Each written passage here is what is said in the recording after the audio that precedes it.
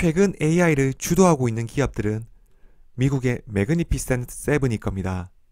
하지만 이 기업들 중 심각한 변동성을 겪고 있는 기업이 있죠.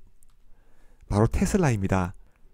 오늘은 테슬라의 중점 과제인 반값 전기차와 완전 자율주행 중 어떤 목표가 더욱 중요한지, 회사가 어떤 부분에 초점을 맞춰야 하는지에 대해서 알아보도록 하겠습니다. 테슬라의 주가가 부진한 이유는 여러 가지가 있고 다들 잘 아실 거라고 생각됩니다. 특히 4월 초 발표된 24년 1분기 인도량은 시장의 충격으로 다가왔죠. 1분기 전기차를 38만 6천여 대 인도했습니다. 이는 전년 동기 대비 8.5% 감소한 수치입니다.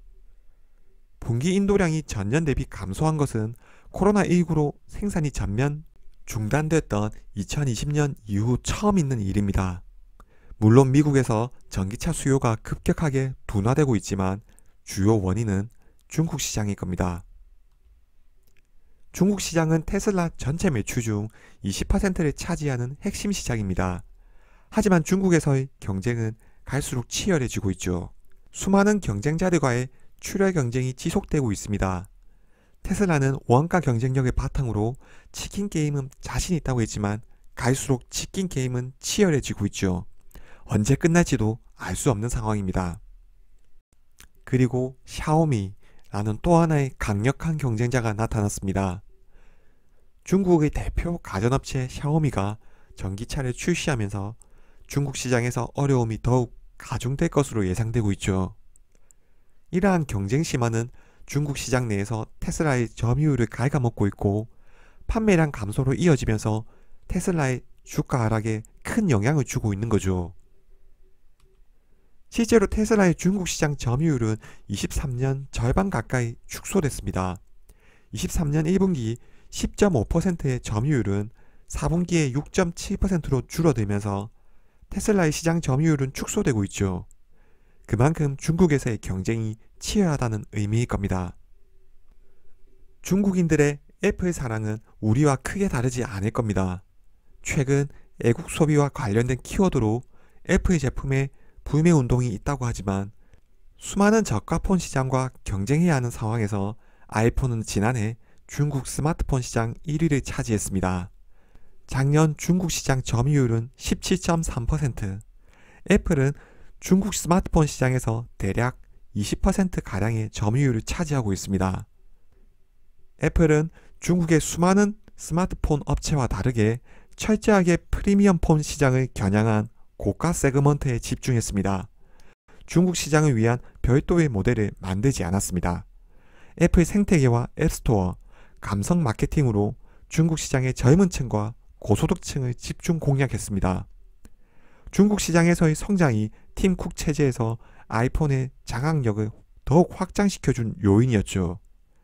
중국 시장 점유율 확대와 고가 정책을 통해 애플은 전 세계 스마트폰 영업이익의 90% 가까이를 독식하고 있습니다. 결국 테슬라도 중국 전기차와의 경쟁에서 이기려면 더 이상의 가격 정책으로는 제한적인 효과만 있을 것으로 예상이 됩니다.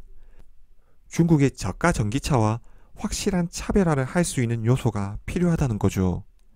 가격 인하 정책으로 판매량을 단기간 증대시킬 수는 있겠지만 수익성이 더 크게 훼손될 것으로 예상이 됩니다. 전 세계에서 자율주행으로 가장 앞서 있는 기업은 테슬라일 겁니다. 며칠 전 로이터에서 반값 전기차 정책은 폐기되고 자율주행에 집중하겠다는 보도가 나왔습니다. 사실 여부는 둘째치고 회사의 정책 방향은 이쪽으로 가야 하는 게 맞다고 생각합니다. 현재 AI 개발에 모든 기업이 뛰어들고 있습니다.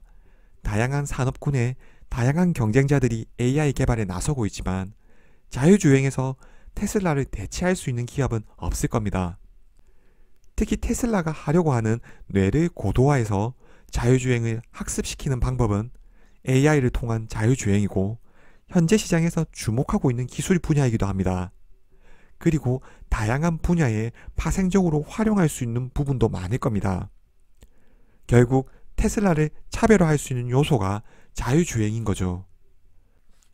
만약 테슬라가 완전 자율주행 상용화에 성공한다면 로보택시는 차치하고 운전자의 편의성을 극도로 개선시킬 수 있을 겁니다.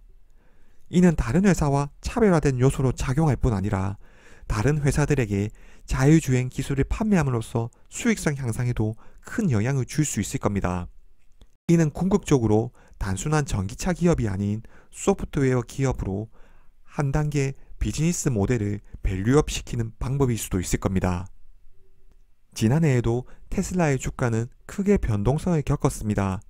100불 가까이 떨어졌던 주가가 300불 가까이 올라설 때 당시 테슬라의 실적이 크게 개선된 건 아니었습니다. 새로운 FSD 버전이 발전된 모습을 보여줬고 미국 전기차 제조업체들이 테슬라의 충전 방식을 사용하겠다는 보도들이 이어지면서 충전 시스템을 통합시킬 수 있다는 기대감들이 지속적인 호재로 작용했죠. 만약 테슬라가 완전 자율주행에 성공할 수 있다면 직접적인 실적에 미치는 영향은 차치하고 테슬라의 밸류에이션 자체가 달라질 수 있을 겁니다. 분명 테슬라의 지금의 밸류에이션도 경쟁 기업 대비 낮은 수준은 아닐 겁니다. 하지만 완전 자율주행의 완성 단계에 다가가고 있는 기업은 테슬라가 유일하고 완전 자율주행을 통해 수익화할 수 있는 영역은 다양하기 때문입니다. 미국 글로벌 기업들의 성공 공식은 미국 시장에서 1위 사업자가 된 후 글로벌로 확장하고 국제 표준이 된 모델을 바탕으로 중국 시장에서 두 번째 전성기를 맞이하는 겁니다. 테슬라의 매출이 급격히 증가하려면 중국 시장의 비중을 넓혀가야 하는 시점인 거죠. 테슬라가 중국 시장을 포기해서 안 되는 또 다른 이유는 중국 시장의 전기차 성장률이 시장 성장률보다 훨씬 높기 때문입니다. 중국 시장은 이미 내수 시장에서 전기차가 대중화된 시장입니다. 총 차량 판매 대수 중 작년에는 3분의 1이 전기차였고 올해에는 2분의 1 이상이 전기차로 예상이 됩니다.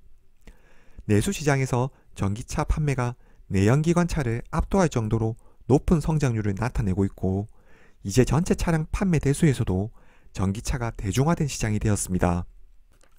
테슬라가 전기차 판매량을 갈수록 증대시키려면 수요층이 대중화된 중국 시장은 반드시 지켜내야 한다는 거죠.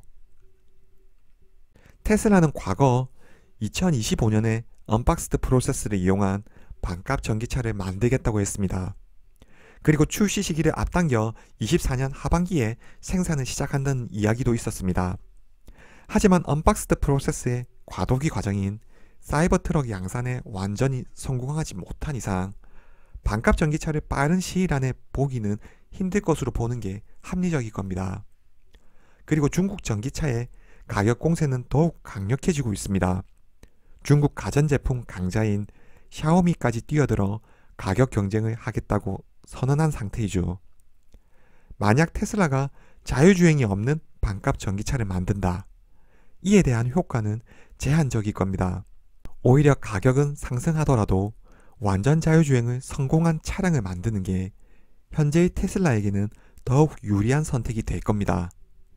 현재 테슬라의 차별화를 완성시켜 줄 수 있는 가장 큰 무기는 완전 자율주행입니다. 이번 영상은 여기까지입니다. 시청해주셔서 감사합니다.